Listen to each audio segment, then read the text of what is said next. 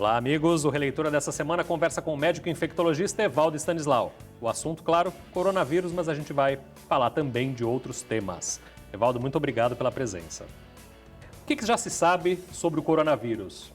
Final de dezembro, onde vocês que estão nos assistindo estavam no final de dezembro, fazendo compras de Natal, foi logo ali. Nós estamos no meio do mês de março e olha o que aconteceu num espaço curto aí de tempo, nós estamos falando em 4 meses completos. Então, a velocidade é muito grande. A gente não sabe tudo, a gente tem muita informação ainda por saber. E esses relatos de pacientes que depois do episódio da cura, depois de estarem clinicamente bem e que voltam a apresentar a expressão viral, a gente ainda não entendeu bem, não sabe se quantificar a relevância clínica, a significância clínica, a causa, mas é objeto de estudo. Porém, tem muita coisa que está sendo estudada hoje no mundo e eu quero frisar isso. É um espaço de apenas 4 meses. A doença e o vírus foram descritos no final de dezembro de 2019. Por isso que a doença causada pelo SARS-CoV-2 chama-se Covid-19, que é uma sigla que vem do inglês Coronavirus Disease 2019. Ela foi descrita no final do ano e no dia 7 de janeiro o vírus causador já estava identificado e sequenciado. Então dá uma dimensão da velocidade de tudo e também da potência da ciência e do que a China tem feito de espetacular também nesse campo. Em muito menos tempo, a Itália já superou o número de mortos da China. A que se deve essa letalidade maior lá na Itália? É a idade da população, como alguns estão dizendo? É a higiene, enfim? Eu estou ficando fã da China. E a China tem sido tão bacana que ela mandou equipamentos e médicos para a Itália para ajudar no enfrentamento do que está acontecendo. Na China, no comecinho de janeiro, a taxa global de letalidade dos pacientes internados era em torno de 17,2%. No final de fevereiro, a taxa de letalidade na China era de 0,7%. Portanto, a China aprendeu a lidar com essa doença. Provavelmente, o que aconteceu na Itália é um híbrido da falta do conhecimento do médico, ainda não está acostumado a lidar com essa doença. O paciente que interna, que tem uma forma grave, é muito grave, associada à idade. A Itália é um país de uma população idosa e a maioria das pessoas que têm morrido, não apenas idosos, alguns jovens, infelizmente, mas a maioria dos óbitos são de pessoas com idade, idosos e com doença crônica. Então, eu atribuo isso a esse binômio, de um lado, a falta da expertise para cuidar desses casos graves, que são novos, né, para todos, e de outro lado, uma população mais idosa. E claro, a China conseguiu erguer o hospital da noite para o dia. Em 10 dias eles ergueram lá 2 hospitais. Na Itália, eles estão lidando com aquilo que existe na rede pública. Houve relatos lá da Itália dos médicos tendo que escolher quem vai para a UTI, quem não vai para a UTI, porque não há leitos suficientes, né? Já existem projeções aqui de até quando e quanto o vírus pode atingir no Brasil, doutor? Então, a modelagem matemática pode fazer isso. A modelagem matemática é uma ciência que faz modelos. Então, se você conhece algumas variáveis, por exemplo, eu conheço a população que eu quero estudar. Vamos pegar a população de Santos. Então, você pega a população de Santos, pega o intervalo de tempo, eu conheço a capacidade de o vírus infectar, eu conheço que 80% vão ter forma leve, 20% vão precisar internar, 5% vão para a UTI, e acrescento algumas outras variáveis que eu calculo. Bom, vamos imaginar que 5% cure, que tal. Então, você monta um modelo e faz umas estimativas. O problema do modelo é que quando a gente monta um modelo matemático, a gente assume algumas coisas como verdade. E quando a gente está na vida real, existem variações que podem interferir com isso. Uma variação, clima. Será que o impacto do nosso clima, que é mais quente, mais úmido, ele tem alguma significância? Não sabemos, vamos ver. A demografia, como é que se distribui a nossa população? Características genéticas, que hoje são importantes nas doenças. Será que a genética do italiano é igual à do brasileiro? Então, tirando as variáveis que a gente não controla, fica muito difícil fazer uma previsão. Mas se olhar apenas a curva, o que a gente vê é que o Brasil vinha com uma curva de casos relativamente lenta, que começou a inclinar para cima e que agora acelera. O Brasil vinha com uma curva de casos suspeitos lenta, pequena e que começa a inclinar de maneira muito importante. E eu diria que dessa curva que parece um foguete decolando dos casos suspeitos, a gente só não tem mais caso confirmado porque nos faltou acesso a exames confirmatórios. Porém, é possível que a gente assuma um modelo parecido com o da Itália e as pessoas dizem que talvez em 3 a 4 semanas a gente esteja já numa fase bem alta, com bastante casos, né? Por mais que a gente tenha tentado tomar medidas de controle. Parece, as informações que a gente tem, o próprio Ministério da Saúde já começa a ventilar isso, que o vírus já está naquela fase de uma circulação dentro do território brasileiro de maneira importante e sustentável, né? Então, com isso, todos que estão suscetíveis a essa infecção. E quem são todos que estão suscetíveis a essa infecção? Todo mundo, né? Eles vão, então, se infectar de alguma maneira e o que a gente precisa agora é controlar para que não sejam todos ao mesmo tempo, para que a gente possa, de alguma maneira, fazer uma assistência. Então, não é fácil fazer futurologia, não é o meu papel aqui, é difícil para um médico e para um cientista fazer isso, porém, dá para a gente, baseado nesses modelos, calcular que talvez em 3 a 4 semanas a gente esteja já numa fase muito adiantada da nossa epidemia. Entre os críticos que falam que é exagero da imprensa ou que é histeria, não há aquele entendimento de que o problema é muito menos. A gente já conversou esta semana sobre este assunto. É um problema muito menos individual do Evaldo ou do Gustavo pegar a doença do que muita gente muito doente ao mesmo tempo e o quanto o sistema de saúde pode absorver dessa demanda exacerbada, né? O grande problema, na verdade, é esse, a capacidade de atendimento e a curva de crescimento que vai muito além disso. Exato. Eu só estranhei na tua pergunta, teve gente que falou que isso é histeria? Alguém no Brasil falou que é histeria? Estranho, porque qualquer pessoa sensata, inteligente, que esteja ligada no que está acontecendo no mundo, vai ver que isso não é histeria. Isso é um problema de saúde pública de dimensões históricas. O mundo vai ser muito diferente quando passar esse fato grave que a gente está vivendo, né? E o grande problema realmente é esse. Se a gente for olhar individualmente, um jovem que está indo para a praia, agora não pode porque a praia está fechada, mas que está indo lá pegar onda, pessoa que está indo curtir a vida, jovem, provavelmente ele vai se infectar e vai ter o quê? Nenhum sintoma, pouco sintoma, um resfriado ou um quadro tipo gripe. Ponto. Mas não é esse o público que nos preocupa. É o idoso e a pessoa que tem uma doença crônica. Porque o jovem saudável pode ter uma complicação, pode vir até a falecer, mas é raro e exceção. Agora, o idoso e o doente crônico, eles podem ter uma taxa de letalidade muito grande. E nesse sentido, é o que você falou, o grande desafio é a gente fazer que a massa mais saudável proteja os mais idosos e os doentes crônicos. Não se tornando vetor. Não se tornando vetor, obedecendo às quarentenas que são colocadas, e esse desafio ele tem que ser vencido, porque é o que você falou, quem está em xeque é o sistema de saúde. E vou além, Gustavo, como médico há quase 30 anos eu conheço bem isso, e posso te dizer, não adianta trazer equipamento de UTI, não adianta abrir UTI se você não tiver massa crítica para pilotar isso. Então hoje a gente tem bons pilotos de avião no Brasil, alguns pilotos de avião medianos, mas tem muita gente que não sabe pilotar. Então não adianta de repente você colocar, olha, tem uma frota de supersônicos aqui para você e a gente precisa do supersônico para vencer essa guerra. Quem é bom piloto vai pilotar bem. Quem medianamente vai tentar, alguns vão conseguir, outros não. Agora a maioria que não sabe, o supersônico vai ficar lá, não vai servir para nada.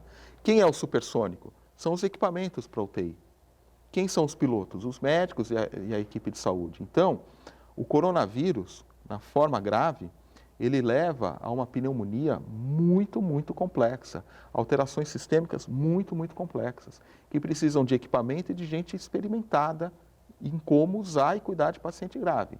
O nosso problema, além da falta de equipamento, ainda é, lamentavelmente, a falta de profissionais treinados e com competência para manusear isso. Saindo dos grandes centros, saindo dos grandes hospitais, e o Brasil é um país de dimensões continentais, nós vamos ter muita dificuldade. E nos próprios grandes centros. Pega a cidade de São Paulo, eu estava lá há pouco, uma região grande, uma cidade grande, uma região metropolitana, sai do eixo ali da Avenida Paulista, dos grandes hospitais universitários e privados, na periferia de São Paulo você não vai ter gente habilitada. Então, Gustavo, os desafios são enormes. Você comentou essa semana uma reportagem que foi exibida. Você falava da colherinha, o compartilhamento da vasilhinha e da colherinha do vinagrete do pastel da feira. Tirando o lado do humor dessa coisa, mas enfim. Você consegue enxergar esse episódio como uma chance que a gente tem de mudar alguns hábitos de higiene? Porque assim, lavar a mão protege de doenças desde sempre, não é só no coronavírus. E não acontece como deveria. Você enxerga esse lado positivo, de pelo menos que se mude os hábitos? Gustavo, eu gostaria de dizer que sim, mas eu acho que eu já vivi o suficiente, e quero viver muito mais, se Deus permitir, para dizer que talvez as pessoas vão esquecer, né? O que é a gripe espanhola hoje em dia? A gripe espanhola é alguma coisa que muitos ouviram falar, os jovens nem sequer sabem o que foi, mas para quem viveu aquilo, está traumatizado, lembra, mas o tempo vai passando e as pessoas vão esquecendo, né? Hoje a gente vive uma sociedade de consumo e muito superficial. As pessoas não conseguem prestar atenção durante muito tempo, as pessoas não conseguem elaborar um raciocínio um pouquinho mais profundo, mais denso, as pessoas têm preguiça de estudar algum assunto profundamente. Com esse nível de comportamento, provavelmente, passada essa crise, as pessoas vão voltar ao que eram. Eu quero crer que muitos vão melhorar, que alguns hábitos fiquem, mas quem vai se beneficiar disso, eu acho, não é a sociedade como um todo, mas são os processos. As indústrias, o mercado, o comércio vão adotar processos talvez mais efetivos e melhores. E sem dúvida nenhuma a ciência. Nós que somos da ciência vamos incorporar. Como incorporamos de crises passadas. H1N1, gripe aviária, o SARS, tudo isso foram situações que criaram hospitais sentinelas, laboratórios sentinelas, sistemas de alerta que hoje a gente está usando graças a essa memória. Então, depois do Covid-19, com certeza a ciência melhora, os processos dentro da medicina melhoram, né? Mas a vida do cidadão comum, eu tenho dúvidas se eles vão incorporar algumas boas práticas. Eu faço controle de infecção hospitalar e posso te dizer que higiene das mãos é uma dificuldade que a gente tem até hoje. E como você falou, desde o Inácio Semmelweis, a gente sabe que a higiene das mãos salva vidas. A gente está conversando com o médico infectologista Evaldo Stanislau. O Releitura vai para um rápido intervalo, a gente volta já.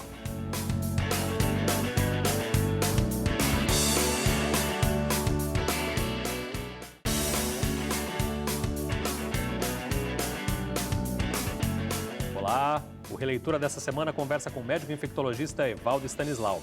Evaldo, a gente teve alguns episódios aí ao longo da história da humanidade de pandemias que tiraram a vida até de bilhões de pessoas ao mesmo tempo. Cólera, peste negra, tuberculose, gripe espanhola.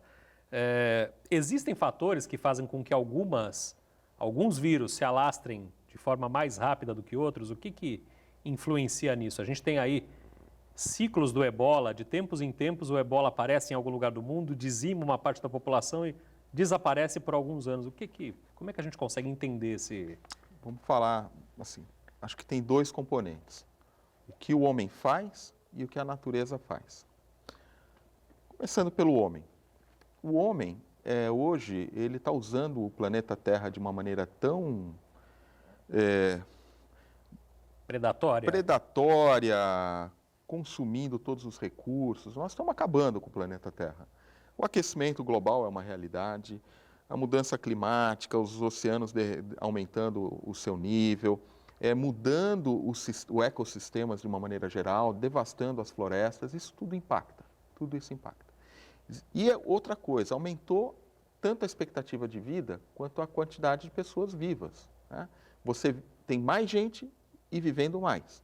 Você precisa alimentar esse pessoal. Como é que você faz isso? Dando remédio e tem que alimentar com proteína, legumes. Então você usa mais pesticida, agrotóxico. E o rebanho, você dá hormônio, dá antibióticos, para você ter proteína para todo mundo. Esse é um conceito que chama-se One Health, uma saúde integrada. A saúde integrada, ela diz o seguinte: o que acontece comigo e com você não depende só se eu sou saudável, se eu me alimento bem e tal. Se de repente tem uma crise financeira, como a gente está vivendo agora com o Covid, a economia está em xeque, todo mundo perde emprego, a economia da tua renda que era X cai para Y, você não vai ter mais dinheiro para o remédio, você não vai ter mais dinheiro para ir no médico, você não vai ter dinheiro mais para ter tua casa, para... Muda o teu estilo de vida. Quem sofre com isso? Tua saúde. Pergunto, o que você fez para que isso acontecesse? Nada. Você é vítima de uma integração que vão de fatores sociais, médicos, biológicos, até outras coisas como economia, que a gente não tem nada a ver com ela. Então, esse é o lado humano. O lado da natureza é o seguinte: os animais, os micro-organismos, tudo que acontece sempre esteve aí. O que mudou foi a maneira com que a gente facilitou a vida deles. Então vamos pegar o exemplo do HIV. O HIV estava lá num macaquinho no norte da África, no Congo belga, e lá ficou. Ele era um vírus que inicialmente causava uma doença no macaco. Os caçadores de macaquinhos lá, eles vinham com seus facões, caçavam os macacos e quando eles estavam preparando a carne do macaco para consumo, eles se machucavam com os facões. E aí o vírus do sangue do macaco entrava no sangue dos homens. Virou uma doença humana, mas que estava restrita na floresta. Daqui a pouco as pessoas saíram, isso há já muito tempo. Aí as pessoas saíram da floresta para as grandes cidades africanas. Das grandes cidades africanas para o mundo. Do mundo, nos anos 80, a gente teve a explosão do HIV. Então, hoje, a gente tem as doenças conhecidas, as que a gente ainda nem conhece, e a gente cria as condições para que as doenças venham para a gente. E com o transporte global e com a facilidade de transporte, hoje você está aqui, pega um avião, 12 horas depois você está nos Estados Unidos ou está na Europa. Então está muito deslocamento, muito fácil, né? Então, muitos micro-organismos já existiam, estavam lá, só que nós fomos buscá-los no habitat e graças a essa facilidade do deslocamento a gente trouxe. E outros fatores de desequilíbrio. Então, o que mudou, o que favorece essas pandemias atuais é essa somatória. Se a gripe espanhola, se a peste negra, a peste negra não existiria hoje, porque a gente tem tecnologia, tem antibiótico, né? Mas outras doenças talvez fossem tão devastadoras quanto foram à época, né? E até potencializadas pela facilidade de disseminação. Não existe vacina para tudo. Para a AIDS, por exemplo, ainda não existe vacina. Existe perspectiva de que para o Covid-19 essa vacina seja desenvolvida num prazo menor, num prazo... Então, para você desenvolver qualquer produto inovador, você tem etapas de desenvolvimento, 1, 2, 3 e 4. Quando você encurta essas etapas, você diminui a segurança. Mas é isso que está sendo feito. Estão se otimizando os processos, tem vários grupos trabalhando e a gente, com toda a otimização, queimando etapas e tal, mas para manter um mínimo de efetividade e segurança, talvez aí em 1 ano e meio, 2 anos, a gente tenha alguma coisa para começar a chamar de vacina. Terminando o capítulo coronavírus aqui, eu queria falar de projeções novamente. Existe uma expectativa da comunidade médica para que o mundo consiga voltar a viver uma vida razoavelmente normal? Claro que não do mesmo jeito. Você mesmo falou que o mundo vai ser diferente, mas o mundo está praticamente parando. A gente está vendo aos pouquinhos as coisas parando, a economia parando, tudo parando. Você sabe, Gustavo, que eu publiquei numa rede social minha, falei, coronavírus chegou, tal, é para parar o mundo? E fiz uma reflexão sobre isso. E eu estou impressionado como o mundo está parando de fato. A minha expectativa, e a de alguns colegas, não é muito favorável nesse sentido, né? Se a cloroquina vier bem, ótimo, graças a Deus. Mas enquanto a gente não tiver uma vacina, a gente não vai conseguir controlar essa doença. E o que vai acontecer? Veja que na China foi noticiado que eles já não têm mais casos novos de lá, mas eles têm casos importados ainda. Mostrando que na China eles fizeram um grande esforço de controle, controlaram a doença, mas ainda tem muita gente que nem sequer entrou em contato com o vírus e continua suscetível. E que agora quem vem de fora traz o vírus e infecta alguns chineses. Será que daqui a pouco a gente vai ter uma segunda onda na China? Será que a gente vai ter uma terceira onda? E aí a Itália se fecha, a França se fecha, a Inglaterra, o Brasil, todo mundo se fecha, controla e depois, será que vai ter uma segunda, terceira onda? Então, provavelmente o que vai acontecer é que passado esse pico inicial, a gente provavelmente vai ter outros picos. Talvez picos localizados em regiões onde o vírus não circulou tanto, né? Talvez picos tão intensos, mas é tudo ensaio de projeção. Eu imagino que durante aí 1 ou 2 anos, esse período de desenvolver uma vacina, pelo menos uma expectativa de vacina, o mundo vai conviver com surtos. Até que depois isso se normalize e o vírus passe a circular entre nós, e como a maioria já vai ter imunidade, causando doença em um ou outro que ainda não tem imunidade e eventualmente pequeníssimas epidemias, entendeu? Perfeito. Agora é a última de verdade sobre o coronavírus. O programa vai ao ar ainda no começo aqui dessa crise toda, e vale dar esse serviço para quem está nos assistindo, até para que não se dê um peso maior no atendimento médico público a outras doenças. Quais são os sintomas que devem levantar o alerta para a pessoa e que a pessoa deve procurar as autoridades? Ok. Confundir, a gente começa a vacinação da gripe comum no próximo dia 23. O que deve fazer a pessoa procurar a autoridade de fato? Bom, então começando de trás para frente, tem que ir tomar vacina contra a gripe. Todo mundo tem que tomar vacina contra a gripe. Ponto pacífico. Dia 23 começa. E quem não tiver dentro desses grupos do Ministério, vai em clínica de vacina, mas dá um jeito de tomar a vacina, tá? Vale muito a pena, é para a sua saúde. A doença, ela causa sintomas leves, mas ela causa muito medo. Então eu queria também falar para você o seguinte, você que está acompanhando a mídia, o Gustavo, outros jornalistas, você vai ver que vai aumentar o número de casos, que vai ter gente morrendo, e qual que é a nossa tendência? Nós vamos ficar em casa, em quarentena, esperando, e a nossa tendência é começar a cabeça a entrar a mil. Eu vou morrer, é o fim do mundo, é isso que... Não é nada disso. Para mais de 80% das pessoas, é uma doença leve, como uma gripe ou um resfriado. Para aquelas que a doença for mais severa, a maioria delas pode precisar do hospital, mas vai se recuperar. E para 5% é que vai ser uma doença um pouquinho mais grave. Quando é que você tem que procurar um médico, então? Quando eu estou com medo, nervoso e tenho que ir lá no pronto-socorro para desabafar e ouvir alguém? Não. Quando você vê que o cenário piorou e tudo mais, você vai continuar em casa, você vai continuar se protegendo, fazendo as medidas de precaução e se ficar doente, sabendo que você vai ter uma gripe ou um resfriado. Agora, se você sentir falta de ar, fôlego curto, cansaço fácil ou uma febre que não vai embora, vá no pronto-socorro. Esta é a hora de ir no pronto-socorro. E se você tem mais que 60 anos, diabetes, hipertensão, uma doença pulmonar crônica, um imunodeprimido, e sentiu que está gripado, resfriado, com sintoma, não vá para o pronto-socorro, mas vá na unidade básica de saúde ou a estratégia de saúde da família que vem até a sua casa, o agente de saúde, para eles irem te orientando e acompanhando, porque se você apresentar um sinal de piora, aí sim você precisa ir para um nível de atenção mais elevado no sistema de saúde.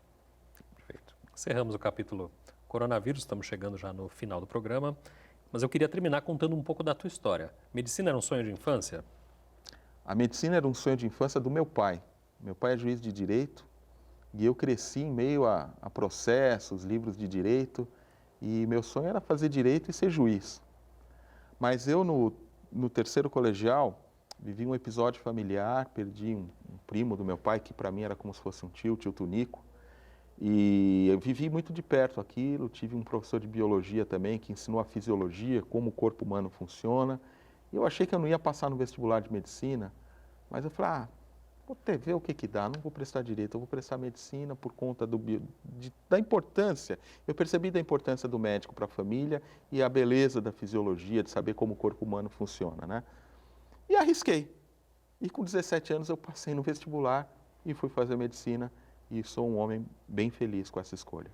Eu ia falar disso. Você atua em dois hospitais, é o diretor técnico do hospital aqui de Cubatão, e é médico também no Hospital das Clínicas em São Paulo, é reconhecido como um dos maiores nomes da especialidade no Brasil. É uma carreira coroada, né? Gustavo, eu digo para você que eu tive a sorte de estar no lugar certo na hora certa e ter tido bons mestres, bons amigos e bons colegas. Na faculdade, eu criei a Liga de Hipertensão e conheci o professor Heitor Moreno Júnior, que foi uma grande referência para mim.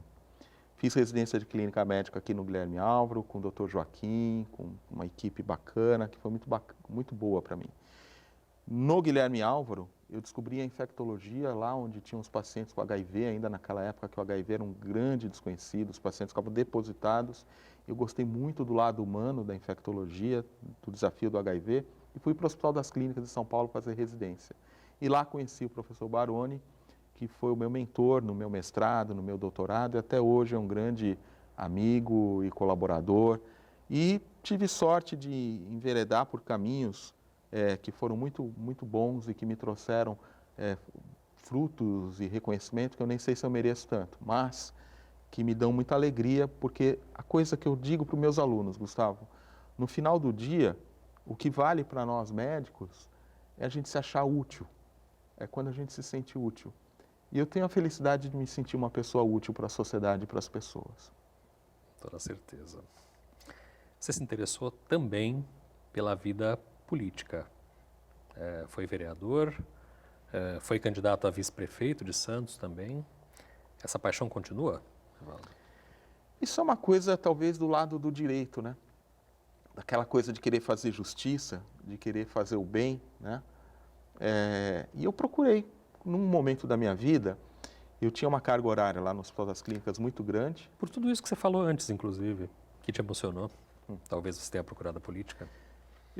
Eu tinha uma carga horária grande, aí meus filhos não quiseram ir para São Paulo, eu vim para cá, voltei a ter uma carga maior em Santos, eu tinha um hiato ali e eu vivi o problema da hepatite, que sempre foi uma luta que eu tive, tinha vivido uma grande epidemia de dengue e a gente tinha acabado de viver uma crise do MSC Harmonia, com uma síndrome respiratória aguda grave, de novo as doenças respiratórias. Aí eu falei, olha, vai ter eleição, toda vez que a gente precisa de alguma coisa, precisa recorrer a um político. Eu falei, olha, eu estou filiado já há tanto tempo, acho que eu vou concorrer. Conversei com a Maria Lúcia Prandi, que era minha amiga, com o Fausto e tal, o que vocês acham? Não, você tem jeito, vai lá. E um outsider, ninguém me conhecia, me candidatei e me elegi. E acho que fiz um mandato que foi correto. Se não foi bom, no mínimo ele foi honesto e foi correto. E a partir daí, então, as pessoas começaram a outros voos, tal.